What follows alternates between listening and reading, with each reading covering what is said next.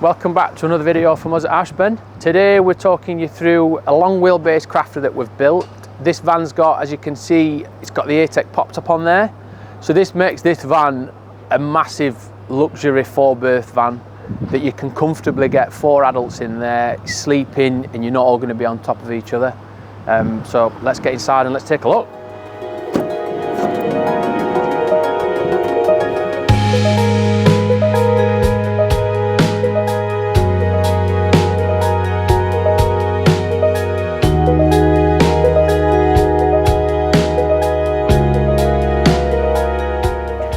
So inside here we've got the popular versions of the campervans that we do. So you've got the single captain seat, which is your driver's seat, and then you've got the double forward facing frame here.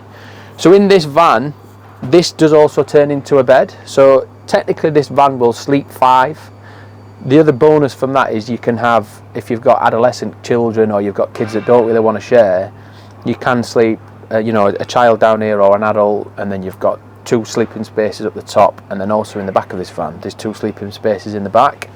So on them long trips, you know, when you're away for like a couple of weeks and you want to make sure that the kids are, you know, not battling constantly, you can separate them. So that's a real benefit from having the ATEC pop top and still utilising this seating area to turn that into a bed as well. Up here we've still got, you know, the standard tables, we've got the swing leg table.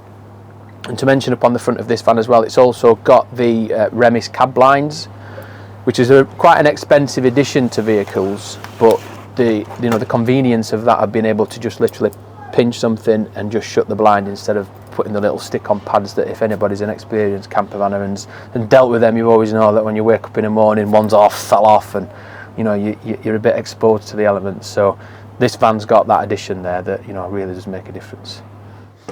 So getting into the roof. During the daytime when you're already set up, we've got a storage area for this ladder set up at the back, but you just simply shove the ladder up out of the way when you've finished, and then when you want to get it back down, obviously if you're tall enough, you can just pull that down, just set that up, just pop my foot on there,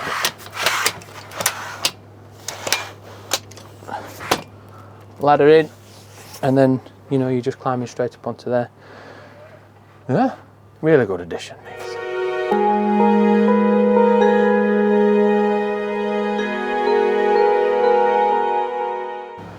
So this van, quick talk about the setup on this. So it's got an undermounted 20 litre LPG tank. Then we've got just a standard leisure battery, the usual CBE 210 control panel, which tells you about your battery voltages, your water level indicators, tells you that your waste tank's full. And then to the left of that we've got the Truma 4E combi boiler system, which again runs on gas or electric, and you can do the hot water and the heating from that one unit alone, so you've just got one controller. As we pan a bit further round, we've got the twin Thetford double hob, and then down here there is the mini grill and oven, and then above, as you can see, there is a Belfast sink in this van. So this van is a customer based vehicle which was specifically built to their requirements. But it really does, you know, it gives it that nice van life, you know, feature, if you like, you know, so it's something a little bit different, a bit more unique. So in this area we have got a built-in microwave, and then this customer specifically wanted a big fridge freezer. So this is a Vitrifrigo fridge, and the fridge compartment on this is massive. So this whole section from here down is all fridge. There's a nice big freezer, and the compressor for this is actually inside the bench seat, so the whole fridge is all fridge. It's not been taken up by the compressor, so you've got a real decent sized freezer. And then, like I say, you've got your stacker side of the fridge there, and then the other massive advantage of this fridge is the pull out. So you've got a big pull out drawer there, which is obviously very, very, very handy for wine and beer and things like that. You're not going to be putting no food in there, it's all for alcohol, maybe some water. But you know, so that is a massive focal point on this build. And then moving over to the right or to the left, you've got shower tambour door, which just exposes the normal bench toilet seat that we install with the shower head, and then there's just a handy little storage unit on there as well for all your, you know, what are they called? Toiletries, that's the word. Yeah, and then as we come round here, again we have got the specifically designed for them. Coffee machine area, which is sat on top of a worktop here. Underneath here, there is then nice little hanging space there. And then as we come around to the left, there is an Avtex TV. So everything on this van's just top end. And then you've got the nice luxurious U-shaped seating area around here, which you can again get plenty. You can sleep 2 people around here, and then you can also eat. 4 or 5 people can eat around here as well. There's just a table with a pole set up like that at the front that just drops into the middle. But yeah, the other advantage with this kind of setup is if you were just 2 here, you could sleep in the pop top and you could just leave this set up as a living area constantly. So you don't have to make a bed, you just lift the roof up, which is a nice simple thing to do. Go to sleep, and then you could just come down here and you've got a nice living area. So you're not constantly faffing around making beds. That's obviously if you manage to be lucky enough and go away without your kids. But yeah, let's go and take a look outside. So I don't know whether I've mentioned, but this is actually a vehicle that we built back in I think it was the beginning of 24 that we completed this vehicle, but this van is now for sale. The guys are upgrading and they're wanting to get a newer van, and they're having another one built by us, which is a good thing. So just to do a little bit of a, talk about the outside of the van. So we've got the black Rhino alloys on there, which are like a satin grey, which look really nice and contrast well with the van. Got the BF Goodrich all-terrain tyres. Plenty of meat on left on them. I think this van's only done about 2,000 miles since they built it. It's literally just gone on a trip to France and back twice, I believe. Then, like I said, previously mentioned, we have got the ATEC pop top, which is a full-size double bed up there. The space up there is massive. You've really got to get in one to appreciate the space that it does create within one of these vans.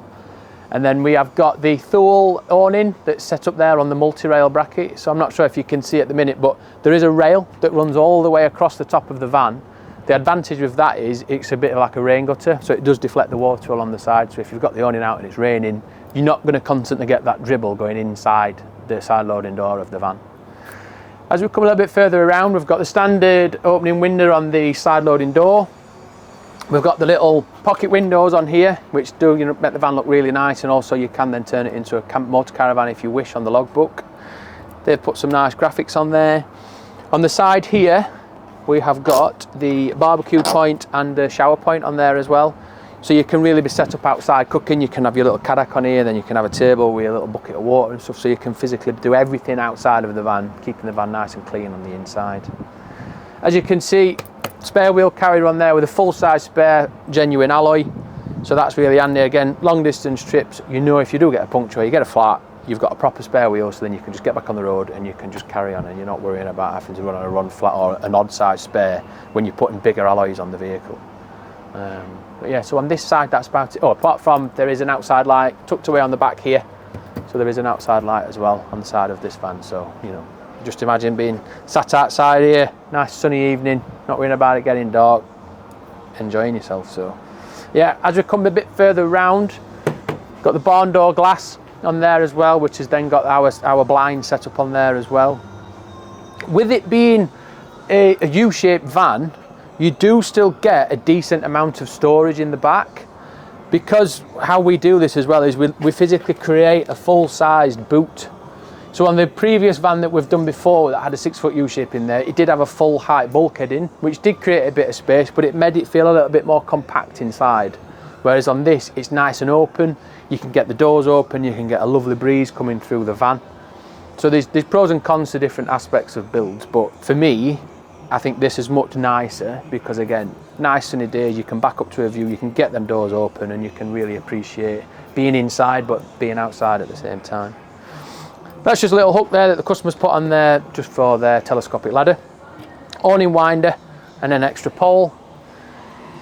And yeah, again, sorry, missing bits. Underneath here we have got a 240 volt socket, a USB and a 12 volt there as well, so you can sneak a little cool box or something underneath there. Keep an extra, food items nice and cool. Also, there's a tow bar on here as well. That was installed by the customer literally just for carrying his bike rack. So the vehicle's not been doing any towing.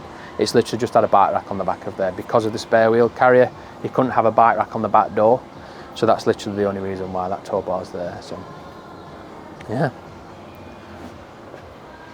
So on the other side, usual setup, this is just like your working side, as I like to call it, of your van. You've got the flue for the Truma boiler. Underneath there we have got the fresh and waste water tank so that you can drain them down easily enough.